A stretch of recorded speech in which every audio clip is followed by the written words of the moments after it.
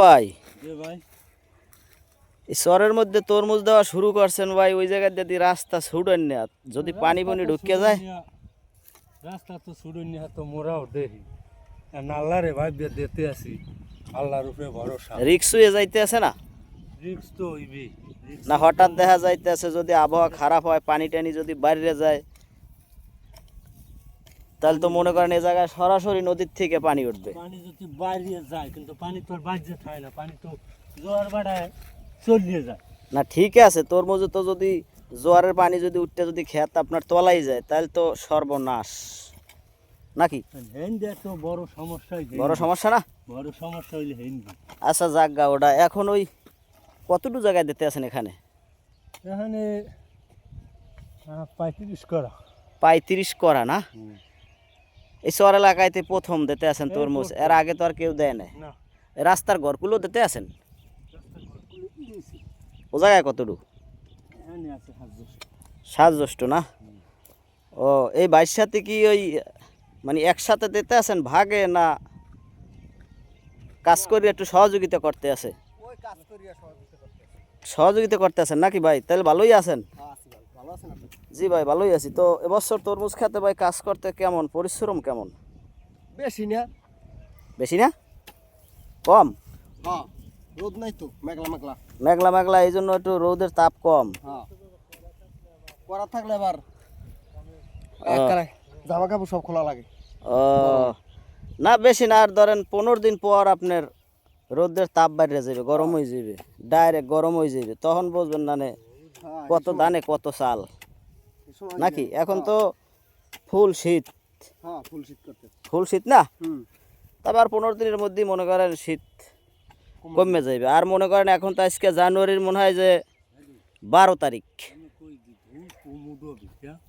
কারণ আপনার গিয়া জানুয়ারি মাসের 5 তারিখ থেকে আর কি সূর্য কাছে আসা শুরু করে। তো অলরেডি মনে করেন শীতের ভাটা পড়ে গেছে, এখন একটু কুয়াশা টুয়াশা পড়বে টরবে, এলা আস্তে আস্তে করে আর কি শীত অলরেডি চলে যাবে। আচ্ছা ভাই জামাল ভাই শোনেন একটু, এখন এই জায়গায় আপনি ফল দিতে আছেন কোনটা জাত, কি কি দিতে আছেন?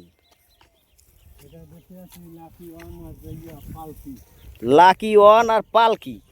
এই লাকি ওয়ানের নাম শুনলাম তো প্রথম, নতুন আইছে মার্কেটে। ও এই পালকিও নতুন? পালকি গেল বছর দিয়েছিল, ভালো ফলন হয়েছে? ফলন ভালো হয়েছে, এই কারণে মোরা আনিয়ে দিলাম।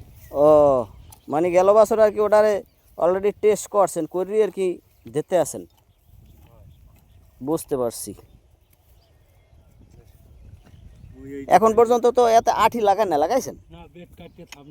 তো অনেকে দিয়ে আগে মনে করেন বেড কাটার আগে আঠি উঠি লাগাইয়া চারা টারা উঠেই ফেলায়।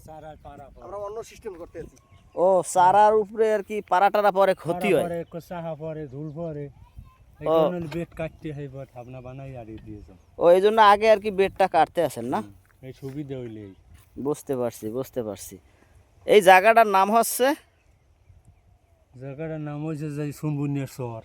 সুনবুনিয়ার শহর, বরগুনা জেলা, বরগুনা থানা, দক্ষিণ প্রান্তে একটা শেষ, একবারে সর্বদক্ষিণে, মানে সিডর এলাকা।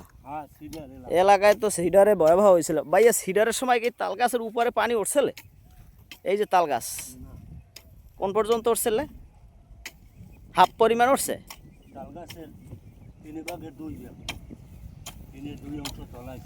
এই তাল গাছটার 3/2 অংশ পানিতে তলাই গেছে সিডরের সময়। তখন তো এই জায়গায় বাড়িঘর আসিল না, সব তামা তামা হয়ে গেছিল না?